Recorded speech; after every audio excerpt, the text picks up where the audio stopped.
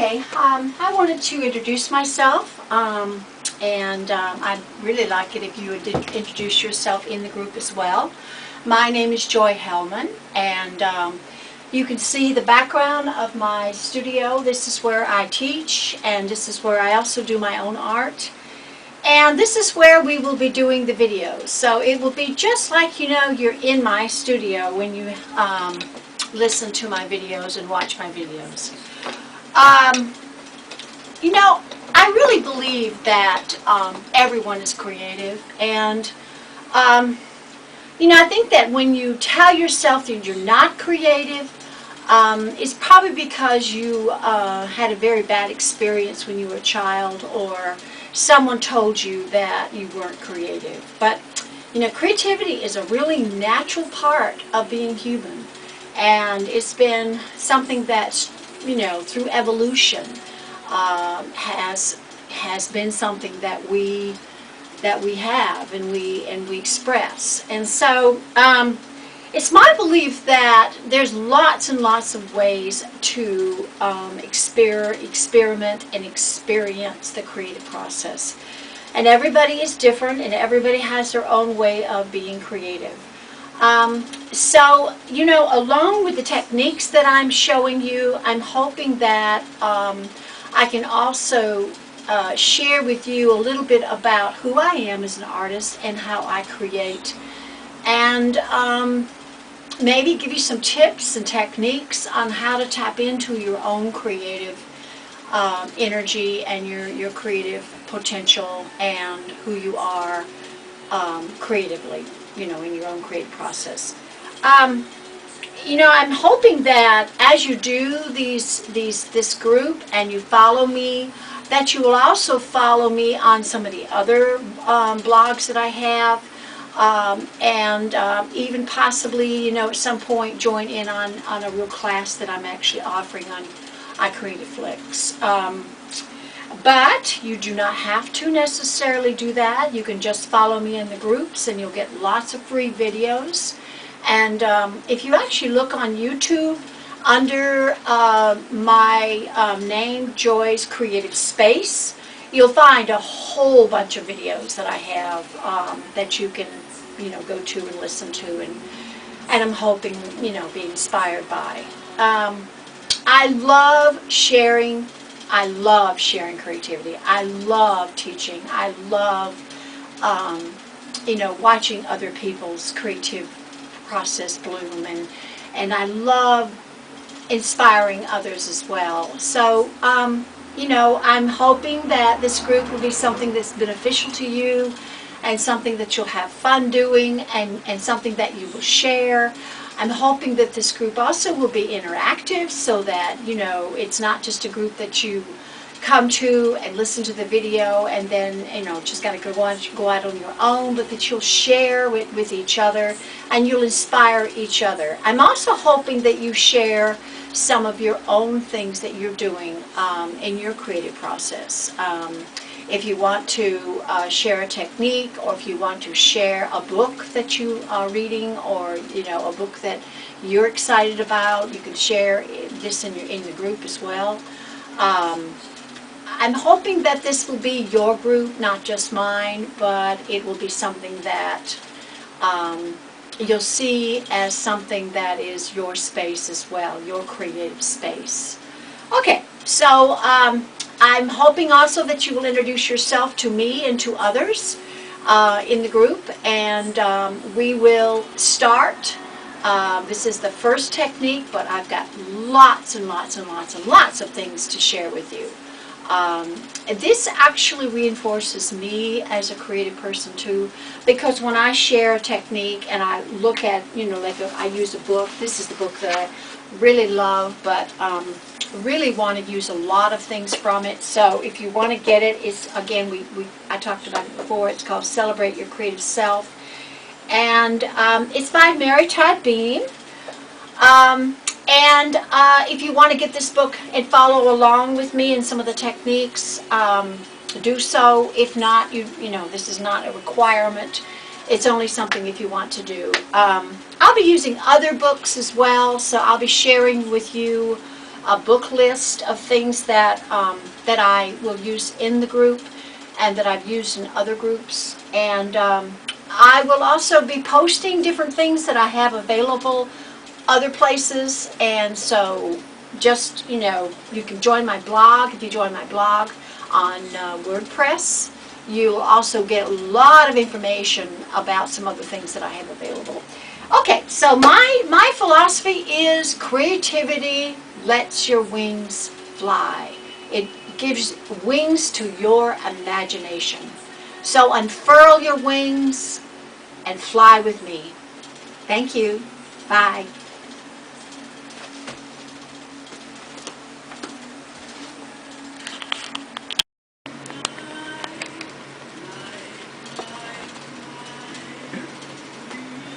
Okay, this is our first mixed media medley a video that I'm doing. And as I posted in the group, we are working from a book, Celebrate Your Creative Self. I'll be taking some things from that, but not completely. But if you want to get this book, this is an excellent book for creative ideas in mixed media. It's written by Mary Todd Beam, and it's really an excellent book. It's one of the first books that I got when I started doing mixed media techniques. And okay, so as I posted, we need to have a few things, and one of the things we had to have is gesso and some kind of a surface. Now, I'm going to experiment with a surface that you can use as well. It is actually, you can see it's actually a cover from a board, you know, from a book, and it's very strong. So, you know, I'm a recycler. So if you want to experiment with some of your techniques on things that is ordinarily, you know, things that you wouldn't look at as a surface, I'm going to be, you know, telling you that there are things that you could use other than watercolor paper or, you know, going out and buying something for a surface. You can actually just use what you have. Okay, so now one of the things that I mentioned that you would have to have also is gesso. Now, I'm also one who experiments. So gesso is pretty expensive. So I thought to myself, well, why not mix it a little bit with something else, you know, rather than just plain gesso. Because really what it is just an adhesive and something to create some texture under your tissue paper.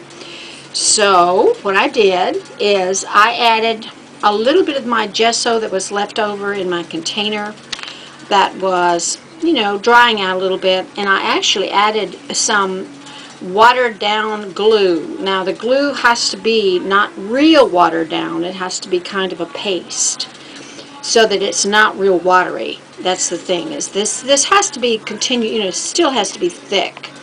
Now I've also used, and I will, you know, show you that later on, some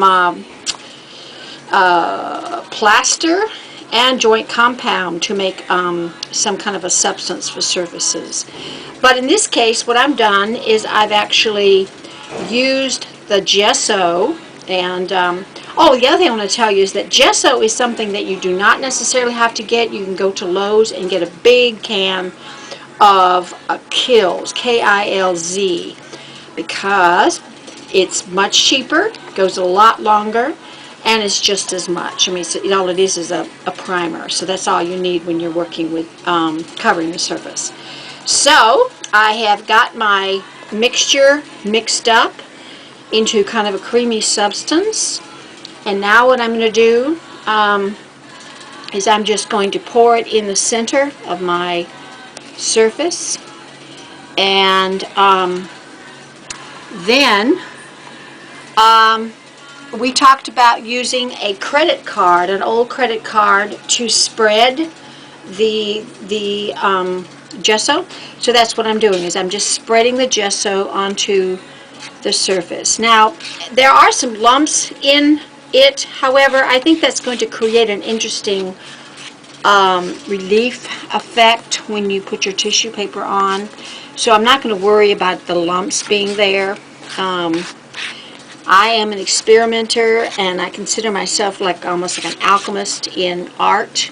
And so I just really like to see what happens when something is done. So in some cases it works, in some cases it doesn't. But you know, when scientists do experiments, alchemists do experiments, the experiment is not necessarily something that works all the time, but I still like to really ask the question, what if? That's probably the best question you can ask when you're doing,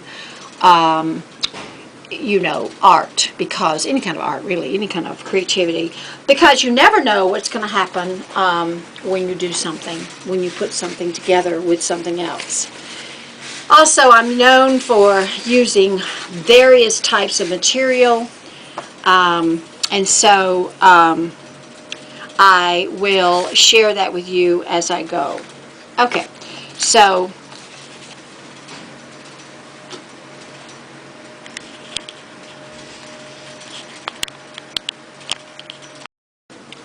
okay, the next thing we're going to do is, while the gesso is wet, you're going to randomly tear tissue paper into strips, and you can use both watercolor, you can use rice paper, and you can also use tissue paper. You can also use a combination of both, because you never know what, you know, each one's going to do. And so what I do is I just randomly tear some strips, and you can also, you know, at the same time tear some rice paper into strips. Now, rice paper is a little bit harder to tear into strips. In fact, this is going to be probably something that's torn in pieces. Yeah, this actually tears in pieces. This tears into strips if you tear it the right way, but it's still not going to do the same thing as your tissue paper. But still, it's going to get, you know, you want to tear the pieces ahead of time. Okay, so now what I'm going to do is I'm going to take and layer my tissue paper and rice paper onto my surface. And because this is a landscape composition or landscape theme, lay the tissue across your surface, and as you can see, I'm not laying it flat. I'm creating some wrinkles. This is what's going to create some interesting effects when you do your piece of artwork, because, and again, we're going to overlap the tissue paper beside each, you know, it's like you want to make sure there's no like space in between. Okay, so okay, so now I'm going to just keep layering and keep going down my surface, and like I say, do not worry about the lumps. You can smush them down if you want to, but really the lumps are going to create an interesting effect when it's done.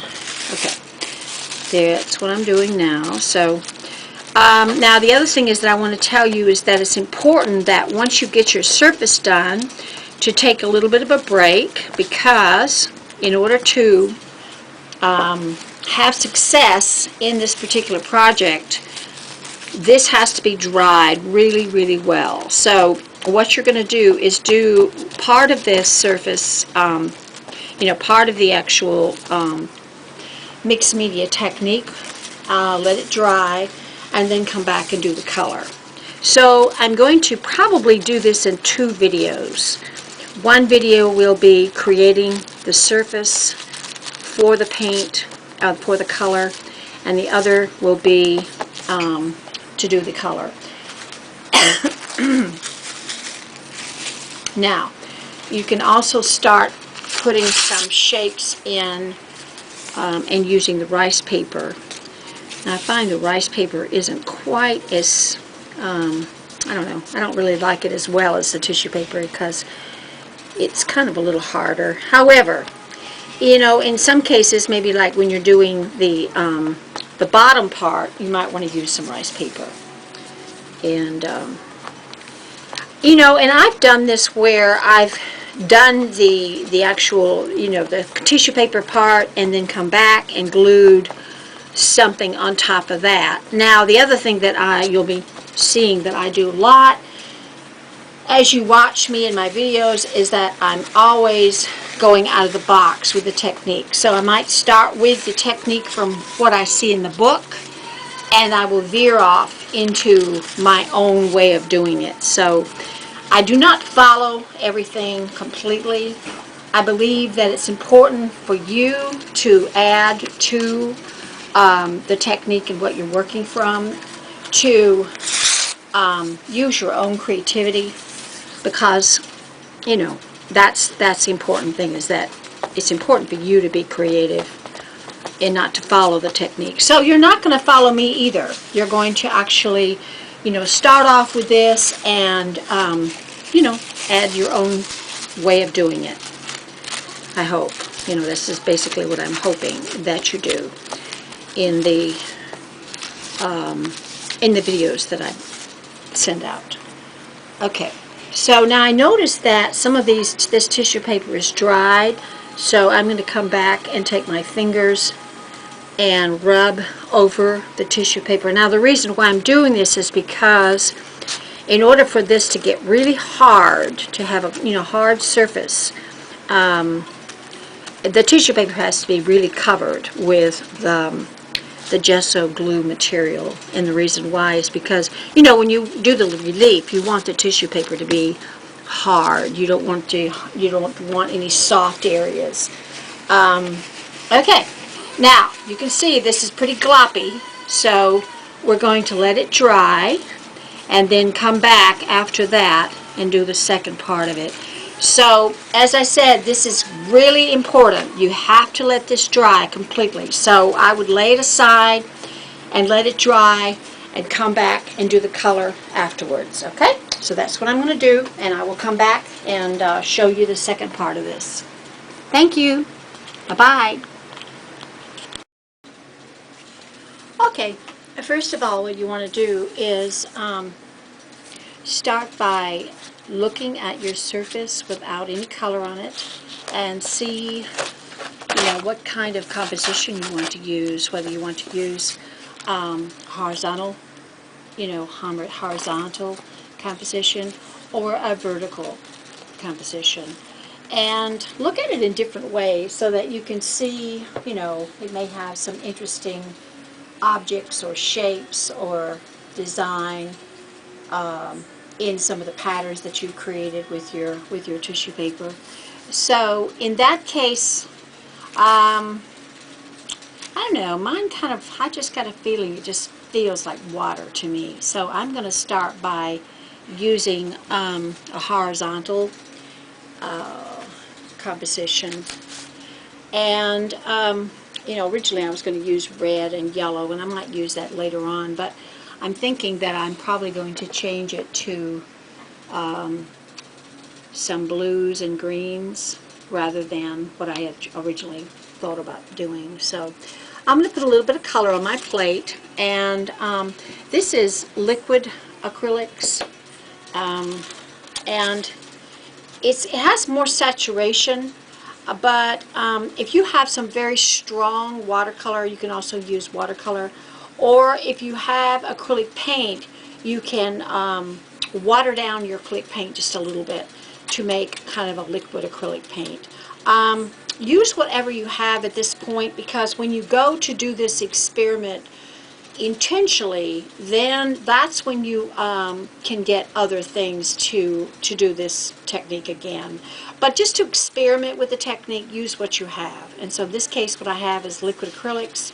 So I'm going to start by putting some water on my brush, and you notice this brush is like a kind of like almost like a paint brush. It's a wide paint brush. So if you use a brush, this is what you need, is kind of like a wide paintbrush. So I'm going to take and put some paint on my brush, and maybe some green as well. And I'm going to start at the top, and I'm just going to start by putting some of my color onto the tissue paper. And you can see how I'm doing this. I hope you can see it. Just a second. Yeah, that's better. Okay. So, now you can also, use the method where you let the paint just kind of drip down as it goes down to the bottom. Just kind of let it drip down by putting a little more water on your brush. And just kind of letting it drip down gradually. This is a method where there's lots of spontaneity to it, so you don't have to really plan it. You just put your color in, and some of the white that's showing, you don't have to cover all the white because that makes it interesting as well. And then you might want to, take a little bit of the yellow and put some of the yellow in. As I said, I'm not really sure where this is going. And that's really what you're doing, is you really are using more spontaneity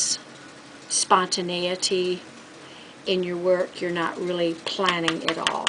Okay. Now, as you can see, the top part of the tissue paper is the top part of the surface where the tissue paper is at the top is a lot brighter, and as it goes down to the bottom it changes color. So for me this kind of looks like almost like the ocean, but that's what I've got so far. Okay, so that's the thing you need to do, is cover your surface, randomly cover your surface with your tissue paper. Randomly cover your tissue, sorry, back. Randomly cover your tissue paper with color, okay?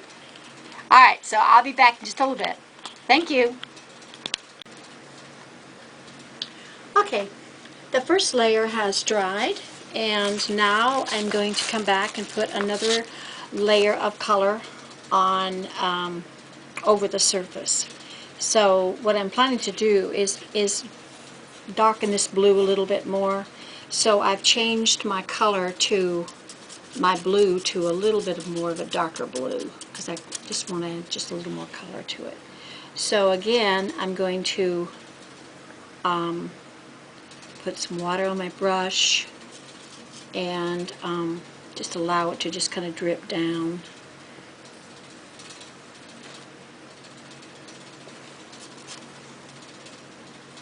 As it goes down to the bottom. Now, of course, I do not want you to do the same thing I'm doing. I don't want you to use the same color scheme. I don't want you to use the same composition. I want you to develop your own picture and experiment with the relief that you've created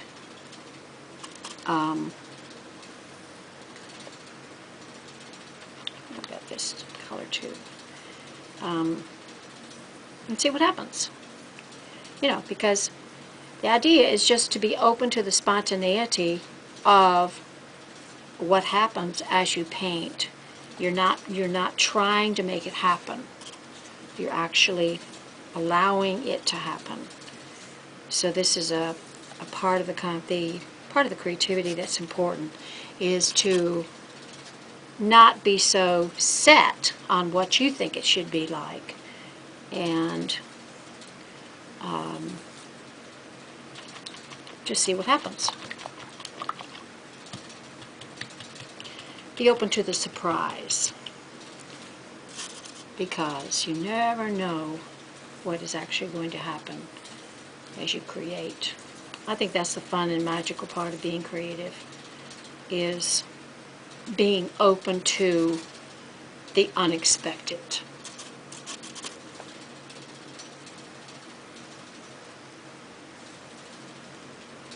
As a collage artist, the other thing is that I do not worry about creating something, because, you know, for one thing, I may decide, instead of using this whole entire piece, I may decide to use this as a segment for something, or I may decide to use this as a background for one of my, what I call, dreamscapes. So, and I'm not really stressed about the results of it. Okay? So that's what I want you to do, is loosen up and experiment and be open to the unexpected. So this is the next layer, and when we do the following layer, what we'll probably do is add a little more brighter colors in some of the areas. Okay, so this is what you should have so far. Thank you. Bye-bye.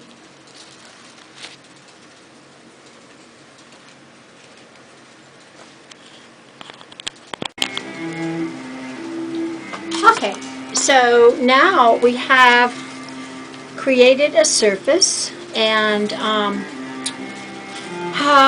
we're going to also add another layer to this. So this time I want you to take your wide brush and instead of using just one color, I want you to put a little bit of color on each edge. You're going to get 3 different colors on your brush. So this time you're going to just kind of feather your brush over some of your raised area. Again, you're seeing that there's a little bit, the paint's a little thicker, and it brings out the relief a little bit more. So again, just put just a little bit of color on each part of your brush, and lightly kind of stroke over the raised tissue paper. You're not trying to create a saturation. This time you're kind of, you're trying to create kind of a stone-like look in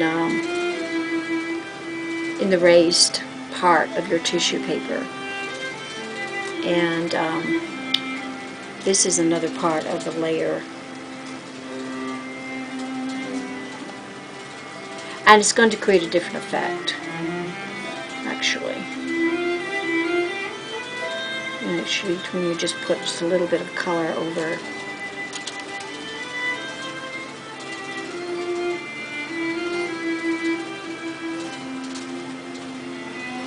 Again, you're not trying to create anything like a picture. You're not trying to make something happen. You're just being open to the spontaneity of randomly putting the colors on. Being open to what you see happening. And it's not like planned. It's not planned at all, in fact. Because each time you kind of feather over the relief, something else happens, depending on how the colors mix. So now you have a totally different look in here than here. So it's not so much that, like I said, you're trying to make this into land and this into sky, whatever, it doesn't matter.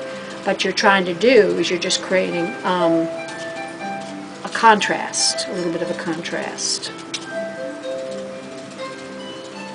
So if you want to, you can also come back, dry this a little bit, and come back and put another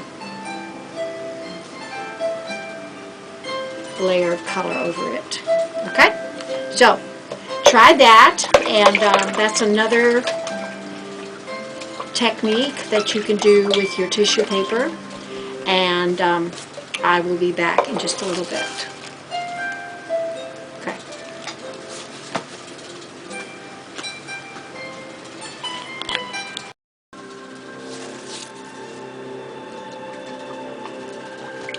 Okay, now I'm going to switch to some watercolor, and I'm going to put some more color on the top of the composition. And I'm also going to add just a little bit of green to it. I'm using acrylics, liquid acrylics and watercolor.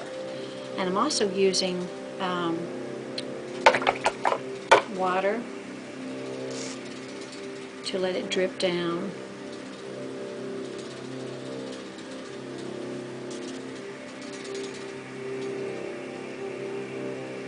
So notice I'm going to wash my brush off each time I put water in on my surface to let the clean water just kind of drip down.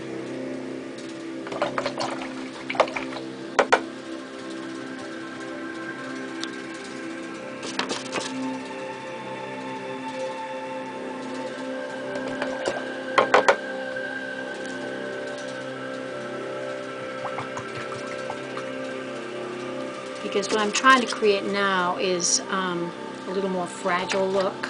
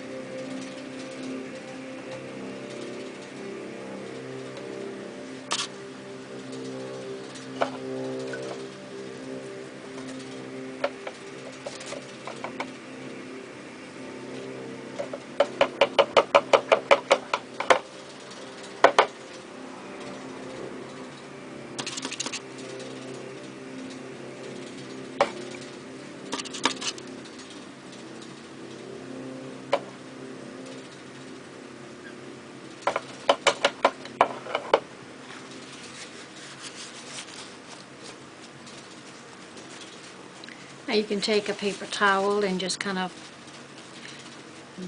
dab off some of the color to reveal the texture a little bit more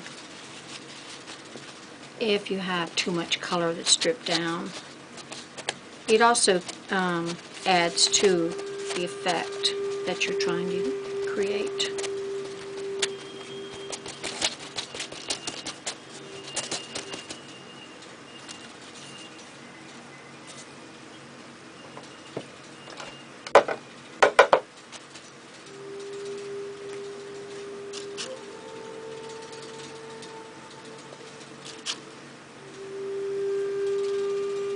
What I'm trying to also create is contrast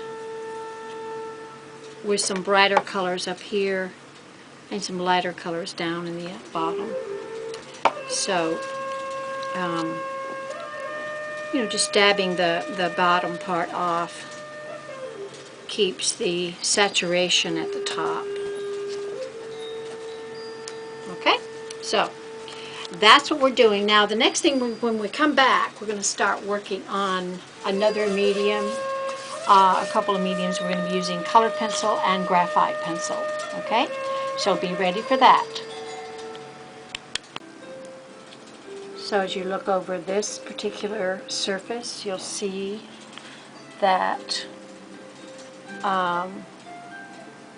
it's creating a little bit of depth to your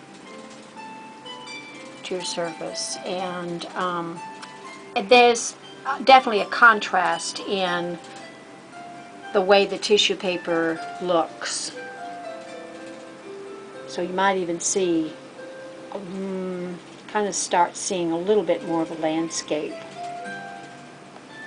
And again, because you didn't intentionally make this happen, it makes it much more interesting. Now there's some areas that, like it looks this area here where it's kind of dark. You might want to put something over that, drying it first and then putting something over it to create another layer, because this area here is a little too dark for me. I think it needs to have a little bit more light, because what I'm trying to create is more of an impressionist look. And even though that might actually have the look of maybe a stone or something, right now it doesn't look like too much of anything. So I'm probably going to put another layer on there. Okay, so this is our next part of the texture, Okay, now we're going to use the color pencil and the graphite, and I'm also going to use some white charcoal pencil. This was not required, this was not listed, but I think I'm going to use some of that too. Now the color pencils I use, I do use a really good brand. Prisma is a really good brand because it's softer. So if you want to use the Prismacolor, I think it's a better brand. Color pencil because it's softer and it blends better, and I think it'll go over the relief that you've created with the texture paper, the tissue paper, much better. So, try whatever you have on your surface and see what works for you. This is what I'm using, okay? So, I'm going to turn this camera off and be with you in just a second. Okay, what I'm going to do now is I'm going to use my colored pencil to go over some of the areas that I might want to add just a little bit of color to here and there.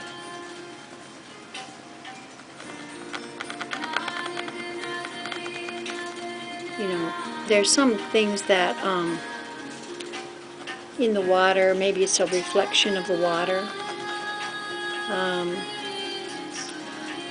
Like Monet saw different colors in the water. This, to me, looks like what this would be.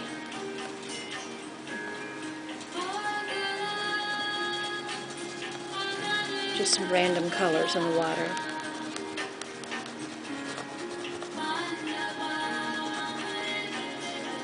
And if your surface is really hard, it's going to be much easier to work with. And that's why you wanted, number one, you wanted to put gesso over the tissue paper so that the tissue paper would harden.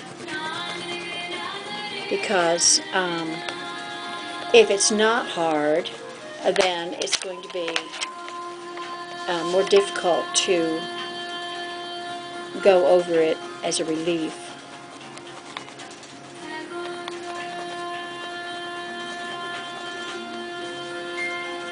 And I'm also going to take some of my white chalk and go over some of the areas that are maybe too much color, or maybe just a little bit too dark.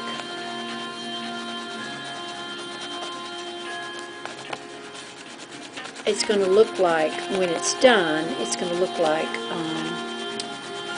just maybe reflection in the water.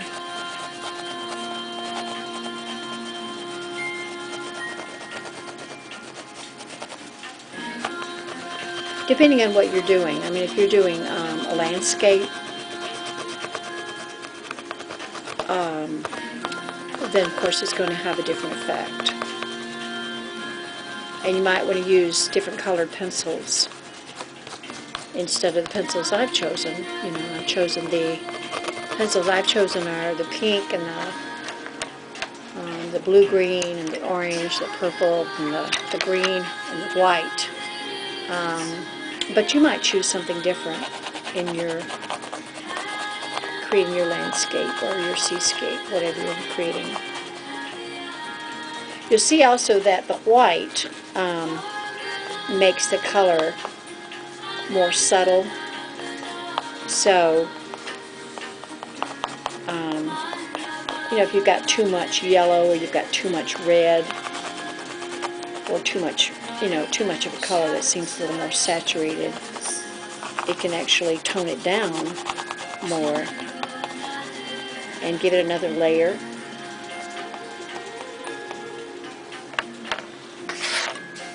And I'm starting off with these colors, but, I might actually, as I go, decide that I want to use some other colors in it. And also the graphite pencil is going to give you a different kind of effect. It's going to actually bring the relief up even more. So you can see how when I go over this relief, it actually brings the relief more, bring it out more.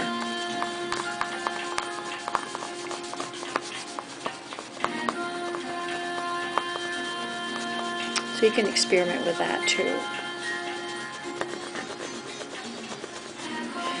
And even though this is just like an experiment that you're doing to see what happens with creating the surface this way, when you go to do this on purpose, like intentionally, you can plan it a little more. I mean, not necessarily plan it, but, get an idea, kind of like you'll be actually doing it on purpose, in other words.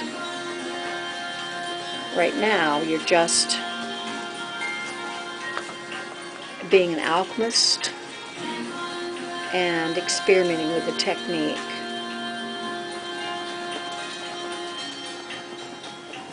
And seeing what happens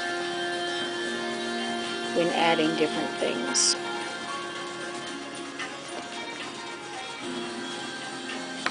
And this is again creating layers, and it's just a fun way of doing a surface. It doesn't have to go anywhere. It doesn't have to be anything specifically, It can just be something that you're just experimenting with, and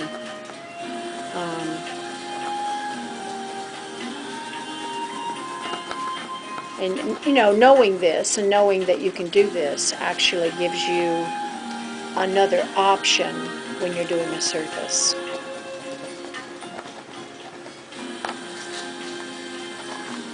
So, this is what I have so far. You can see that the relief is brought out even more in the surface.